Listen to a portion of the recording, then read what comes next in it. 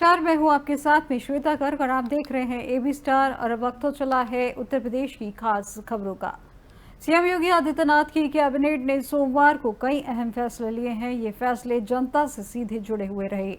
शिक्षकों की तबादला नीति में बदलाव एक अहम फैसला रहा, जहां इसके अलावा ग्रेच्युटी के भुगतान नियमों में भी बदलाव हुआ है।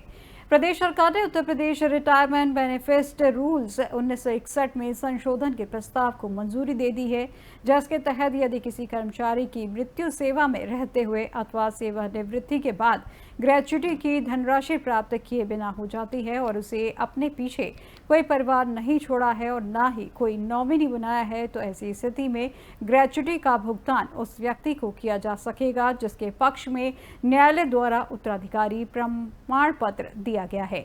पहले ऐसे व्यक्ति की ग्रेच्युटी का पैसा सरकारी खजाने में चला जाता था, जहां सोमवार को कैबिनेट के फैसले की जानकारी देते हुए वित्त मंत्री सुरेश खन्ना ने बताया कि ग्रेच्युटी को लेकर बड़ी राहत दी गई है। अभी तक कोई सरकारी कर्मचारी यदि अपने कोई वारिस या नॉमिनी नहीं छोड़ जाता है तो उसका पैसा सरकार के पास चला जाता था। अब अगर कोई उत्तराधिकारी होने का दावा करता है तो उसे सक्षम न्यायालय से आदेश या उत्तराधिकारी प्रमाण पत्र लाना होगा, तो ग्रेच्युटी का पैसा दे दिया जाएगा। इस फैसले से हजारों की संख्या में लावारिस धनराशि को उनका वारिस मिल जाएगा।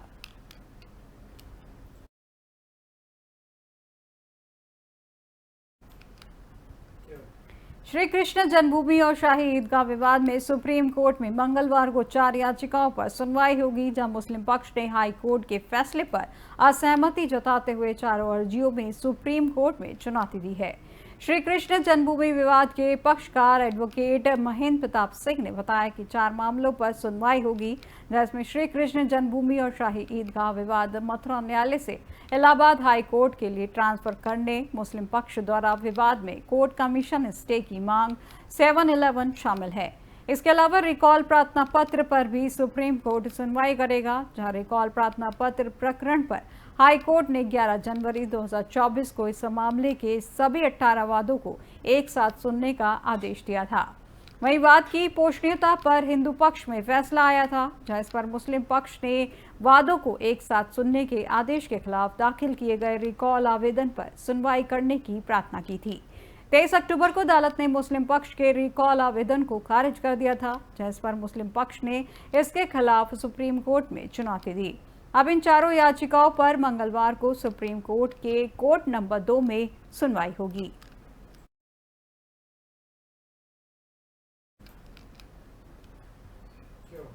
उनहत्तर हजार शिक्षक भर्ती मामले में मुख्यमंत्री योगी आदित्यनाथ की प्रधानमंत्री नरेंद्र मोदी से मुलाकात को अभ्यर्थियों ने चुनावी मुलाकात बताया है, क्योंकि यह मामला प्रदेश सरकार का है। इसमें प्रधानमंत्री की कोई भूमिका ही नहीं है।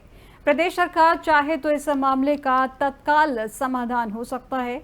वह आरक्षित वर्ग के अभ्यर्थियों का नेतृत्व कर रहे अमरिंदर पटेल ने बयान जारी कर कहा कि 69,000 शिक्षक भर्ती में आरक्षण लागू कराने में हुई विसंगति को दूर करने का मामला विधानसभा उपचुनाव से पहले निकालने की बात बेमानी है।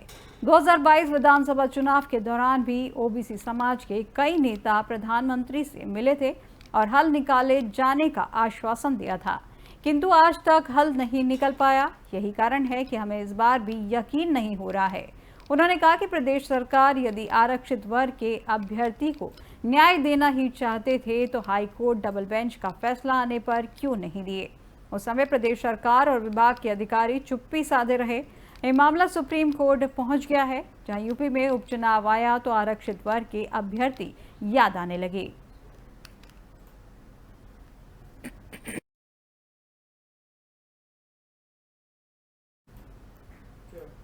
खबर फर्रुखाबाद से है, जहां दबंगों का आतंक देखने को मिला है और दबंगों में पुलिस का खौफ भी नहीं दिखा। दिन दहाड़े भरे बाजार दबंग की गुंडई सामने आई है, जहां दबंगों ने अधिवक्ता के साथ उसके परिवार को जमकर पीटा। अधिवक्ता ने कहा कि दबंगों ने शटर काटकर अधिवक्ता की दुकान पर कब्जा करने का प्रयास किया। पीड़ित अधिवक्ता पत्नी समेत परिजनों के साथ करीब 1 घंटे तक थाने में बैठे रहे। ये मामला थाना कमालगंज क्षेत्र के पास का बताया जा रहा है।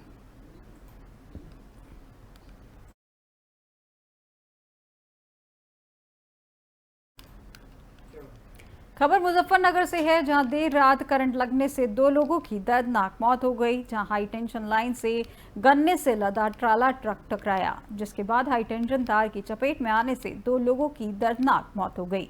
आग में झुलसे पर मालिक और चालक की मौत हो गई है। वहीं ग्रामीणों ने शव को सड़क पर रखकर मुआवजे की मांग को लेकर जाम लगाया। मौके पर पहुंची दमकल विभाग की टीम ने कड़ी मशक्कत के बाद आग पर काबू पाया।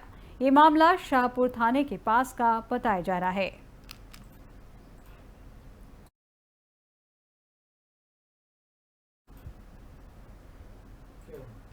खबर जालौन के उरई हाईवे पर बने महिंद्रा ट्रैक्टर शोरूम का पूरा मामला है, जहां पर महिंद्रा ट्रैक्टर एजेंसी में भीषण आग लग गई, जिसमें हादसे में करोड़ों का सामान जलकर खाक हो गया। और वहीं महिंद्रा ट्रैक्टर के नीचे बना टीवीएस मोटरसाइकिल सर्विस सेंटर जलकर पूरी तरह खाक हो गया। वहीं जिसके बाद मौके पर अग्निशमन विभाग के अधिकारी और कर्मचारी पहुंच गए। बता दें कि एजेंसी मालिक के अनुसार शॉर्ट सर्किट से आग लगी है।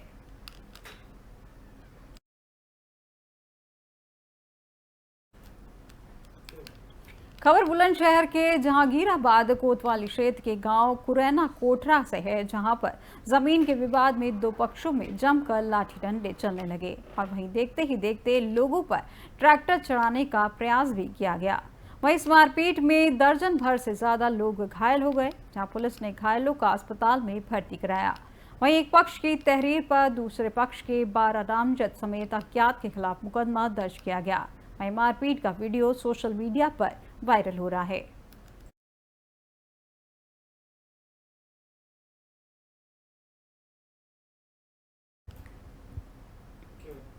संगम नगरी प्रयागराज में दीपावली पर्व पर विवादित जमीन पर दीपक रखने को लेकर 2 पक्ष आपस में भिड़ गए, जहां देखते ही देखते मामला खूनी संघर्ष में तब्दील हो गया। दरअसल उत्तराव थाना क्षेत्र के आराकला कजरीगढ़ गांव में यादव और ब्राह्मण समाज आपस में भिड़ गए, जहां दोनों पक्षों में धारदार हथियार से हमला हुआ। ब्राह्मण पक्ष से 6 लोग लहूलुहान हो गए थे, जिनको इलाज के जिला अस्पताल में भर्ती कराया गया था। रविवार को ब्राह्मण पक्ष के 2 लोगों ने दम तोड़ दिया। वहीं परिजन शव रखकर अपनी मांगों पर अड़े रहे। डीएम प्रयागराज रविंद्र ने बताया कि आश्वासन के बाद परिजन शव का अंतिम संस्कार के लिए राजी हुए हैं। ग्राम आरा कला में हम लोग हैं और मैं और एडिशनल सीपी साहब भी यहाँ पर हैं। हमारे अन्य वरिष्ठ अधिकारी डीसीपी साहब, हमारे एडीएम साहब, एसडीएम साहब, सब लोग हैं। एक घटना यहाँ पे कल एक परिवार के 2 लोगों की मृत्यु हुई है और मूल रूप से जो दूसरे पक्ष हैं, दोनों पड़ोसी हैं। दिवाली का दिया रखने को लेकर वो लड़ाई हुई और आपस में लाठी डंडों से उन्होंने इनके ऊपर हमला किया और एक व्यक्ति की उनकी कल मृत्यु हुई है और उनके जो चाचा थे उनकी भी हृदयघात से मृत्यु हुई है, वो भी घायल थे। और निश्चित रूप से बहुत दुखद घटना है और चूँकि परिवार के प्रति संवेदना व्यक्त करने के लिए और उसमें जिला प्रशासन और हमारे जिला पुलिस के वरिष्ठ अधिकारी के रूप में हम लोग यहाँ पर आए हैं। परिवार के साथ में पूरी सांत्वना हमारी है और माननीय मुख्यमंत्री सहायता के लिए भी हम लोग उसमें प्रयास करेंगे और पूरे परिवार को संबल प्रदान करेंगे। और जो आपसी विवाद है, जो लगभग 20 साल से आपसी विवाद बताया गया है, तो उस पर भी हम लोग पूरी टीम बना के त्वरित। मुरादाबाद के थाना वजूहला इलाके में लकड़ी गांव में स्कूल जा रहे टीचर को कुछ अज्ञात हमलावरों ने गोलियों से फायरिंग कर दी, जहां गोली लगने से टीचर गंभीर रूप से घायल हो गया।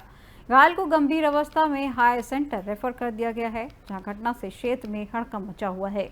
गोली मारकर हमलावर मौके से फरार हो गए हैं, तो वहीं घटना सीसीटीवी में कैद हो गई है। मौके पर पहुंची पुलिस मामले की जांच पड़ताल में जुटी हुई है। सवाबुल नाम का टीचर पास के ही श्री साई स्कूल में पढ़ाने का लिए निकले हुए थे, जहां पुलिस आरोपी की तलाश में जुटी हुई है।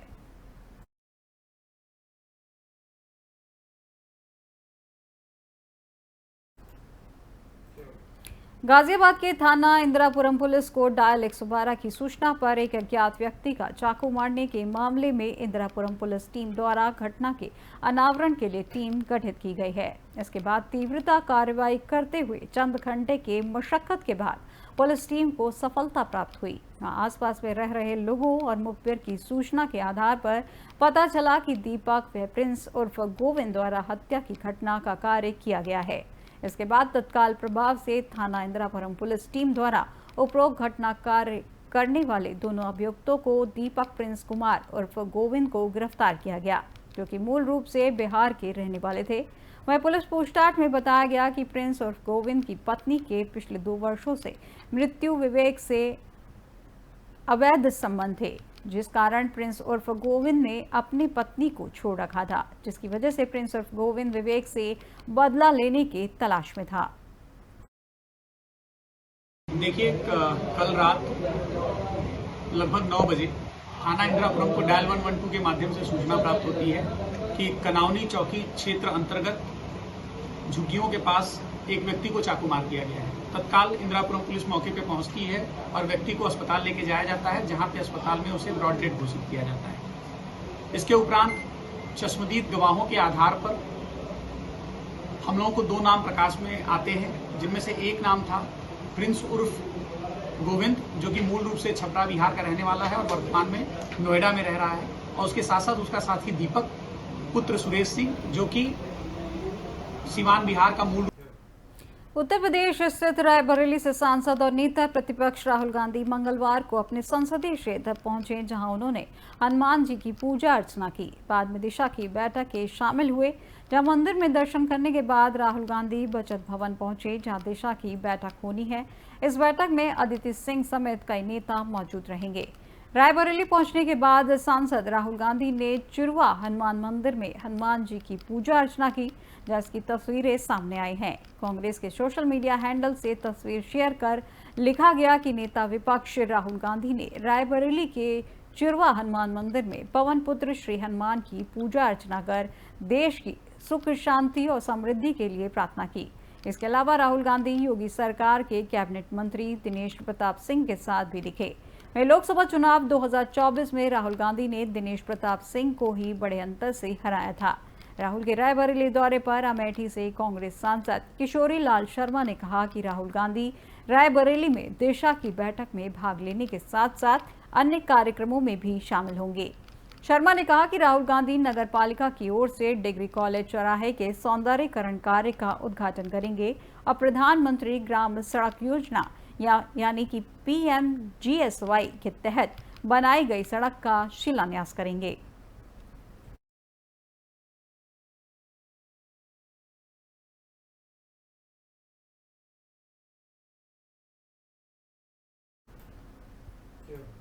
अपर पुलिस अधीक्षक अपराध ने पुलिस लाइन स्थित शस्त्रागार, वर्दी स्टोर, चिकित्सालय, परिवहन शाखा, क्वार्टर गार्ड, बैरकों की पुलिस कैंटीन, भोजनालय, बार्बर शॉप आदि का निरीक्षण कर संबंधित को आवश्यक दिशा निर्देश दिए।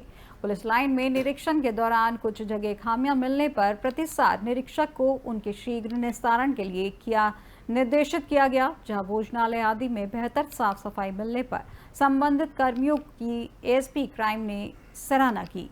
जब मौके पर समस्त शाखा प्रभारी तथा कर्मचारीगण, डायल 112 के कर्मचारीगण, QRT तथा प्रतिसाद निरीक्षक श्री किशन लाल गौतम व अन्य पुलिसकर्मी भी साथ में मौजूद रहे।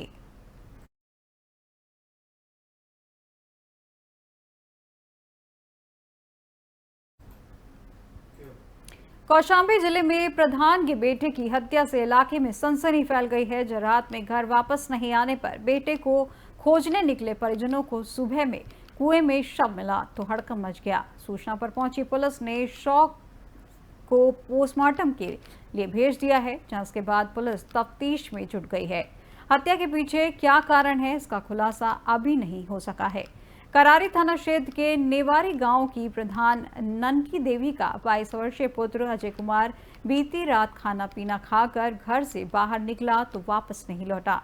परिजन सुबह उसकी खोजबीन को निकले तो एक गांव के बाहर कुएं में उसकी रक्त रंजित लाश मिली। शो को देखने के प्रतीत हो रहा था कि उसकी पहले धारदार हथियार से कहीं दूसरी जगह पर हत्या की गई और बाद में शव को ठिकाने लगाने की नीयत से सुनसान इलाके में पड़ने वाले कुएं में फेंक दिया गया। शव का पता किसी को ना चल सके, इसके लिए बदमाशों ने ऊपर से कुएं में कवाल फेंक दिया। कुएं के बाहर शराब की बोतल और पुआल पड़ा था, जहां शंका के चलते परिजनों ने कुएं में पड़ा पुआल हटाकर देखा तो बेटे का शव दिखाई दिया।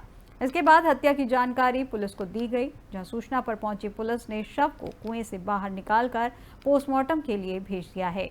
हत्या करने के पीछे क्या कारण था, अभी इसका खुलासा नहीं हो सका है। शरीर पर नीचे का अंतिम वस्त्र भी नहीं था, इसलिए आशंका लगाई जा रही है कि आशनाई के चलते हत्या को अंजाम दिया गया। बहरहाल मौके पर वारदात पर पहुंचे एडिशनल एसपी राजेश कुमार ने बताया कि शव को कब्जे में लेकर पोस्टमार्टम के लिए भेज दिया गया है। घटना का जल्द अनावरण करने के लिए पुलिस की 2 टीमें लगाई गई हैं। आज सुबह जो है एक सूचना मिली कि करारी थाना क्षेत्र में गांव नेवारी पड़ता है, जहां एक मृत लड़के की बॉडी पड़ी हुई है। तत्काल पुलिस पहुंची, बॉडी को कब्जे में लेकर के उसे पीएम के लिए भेज दिया गया है मोर्चरी। पूछताछ की जा रही है। परिवारीजन द्वारा कुछ नाम लिए जा रहे हैं, जिन पर हमने हत्या के खुलासा के लिए 2 टीमें गठित कर प्रेषित कर दिया। तत्काल लग गई है। जो भी दोषी हैं उनको जल्द ही हम लोग जेल भेजेंगे। सर, हत्या दूसरी जगह हुई, लाश दूसरी जगह फेंका गया और कपड़े उतरे हैं, ऐसा में क्या लग रहा है, कहीं आसनाई जैसी ऐसी कोई घटना? अभी ऐसा कुछ नहीं कह सकते हैं। जब तक हम दोषी को पकड़ नहीं लें तब तक हमें कुछ कहना ठीक नहीं होगा। जो घटना स्थल बता रहे हैं वहाँ पर कुछ शराब की छोटी छोटी बोतलें भी पाई गई हैं, इससे क्या? वो जब तक हम लोग पकड़ेंगे नहीं, पूछताछ होगी नहीं। कुछ और एक लोग जो गांव के हैं, सम्मानित जन हैं, उनको बुलाया गया है पुरानी चीज़ें पता करने के लिए। थाने पे वो लोग गए हुए हैं। हम लोग जल्दी ही पूछताछ कर घटना खुलासा करेंगे। आज सुबह जो है एक सूचना मिली कि करारी थाना क्षेत्र में गाँव नेवारी पड़ता है, जहाँ एक मृत लड़के की बॉडी पड़ी हुई है। तत्काल पुलिस पहुंची, बॉडी। उत्तर प्रदेश के जनपद मुजफ्फरनगर की मीरापुर विधानसभा सीट पर होने वाले उपचुनाव को लेकर बिना अनुमति के पीडीए प्रत्याशी सुंबल राणा के समर्थन में हो रही जनसभा पर पुलिस ने एक्शन लेते हुए 32 लोगों पर मुकदमा दर्ज कर दिया है। दरअसल रामराज थाना क्षेत्र के फर्दीपुर गांव में सपा प्रत्याशी सुंबल राणा के ससुर व पश्चिम उत्तर प्रदेश में मुसलमानों के कद्दावर नेता कादिर राणा ने अपने समर्थक के साथ इकट्ठा होकर गांव में एक जनसभा का आयोजन किया था, जिसकी प्रशासन से कोई अनुमति नहीं दी गई थी, जिस पर रामराज थाना पुलिस ने सपा प्रत्याशी के ससुर कादिर राणा सहित 12 व्यक्तियों के खिलाफ नाम दर्ज और 20 व्यक्तियों के खिलाफ अज्ञात में आदर्श आचार संहिता का उल्लंघन करने का मुकदमा दर्ज कर लिया है। कल शाम थाना रामराज पर एक सूचना प्राप्त हुई थी कि ग्राम चूहा पर फरीदपुर में बिना अनुमति के एक जनसभा आयोजित की जा रही है। इस सूचना पर तत्काल जो संबंधित हल्का इंचार्ज माई फोर्स के मौके पर पहुंचे, उन्होंने इस प्रकार से एक गाड़ियों का और भीड़ का जमावड़ा और एक बगैर अनुमति जो एक जनसभा हो रही थी उसको होना पाया गया।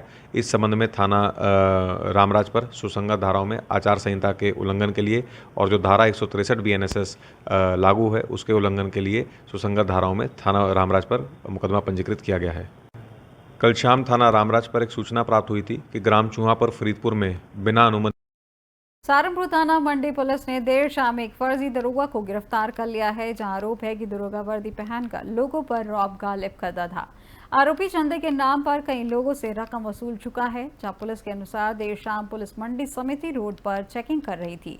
इसी दौरान पुलिस की वर्दी पहने एक युवक उन्हें दिखाई दिया। जब युवक एक रेहड़ी पर हाथों में रुपए लेकर वीडियो बनाता नजर आया तो पुलिस को शक हुआ। वहीं पुलिस आरोपी युवक को पकड़कर थाने ले आई, जहां पूछताछ के दौरान आरोपी फर्जी दरोगा मोहम्मद शादाब ने बताया कि वे वर्दी पहनकर लोगों को डरा धमकाकर रुपए ऐंठता था। जी, परसों शाम को ये मंडी समिति रोड पर चौकी प्रभारी मंडी समिति ने सूचना दी कि वहां पर एक उत्तर प्रदेश सुरक्षा की एक यूनिफॉर्म पहनकर एक आदमी वहां पे रील बना रहा है और कुछ ठेले वालों के साथ कुछ उनका सामान ले रहा है। तो ये पूरा प्रकरण जैसे संज्ञान में आया, आदेश दिए गए कि जो भी ये कृत्य कर रहा है उस पर कानूनी कार्रवाई की जाए, जिसके फलस्वरूप इसमें मुकदमा पंजीकृत कराया गया और जो ये रील बनाने का कार्य कर रहे थे यूपी पुलिस की वर्दी पहनकर, उनको जेल भेजा गया है। तो क्या रील का शौक महंगा पड़ा? आप कह सकते हैं कि जिस तरह से वो यूपी पुलिस की वर्दी पहनी हुई थी उन्होंने और गलत उसकी छवि हमारी धूमिल की जा रही थी, उसी फलस्वरूप हमने पूरा इसमें कानूनी प्रक्रिया अपनाई है। उनके पास वर्दी बैच क्या बरामद?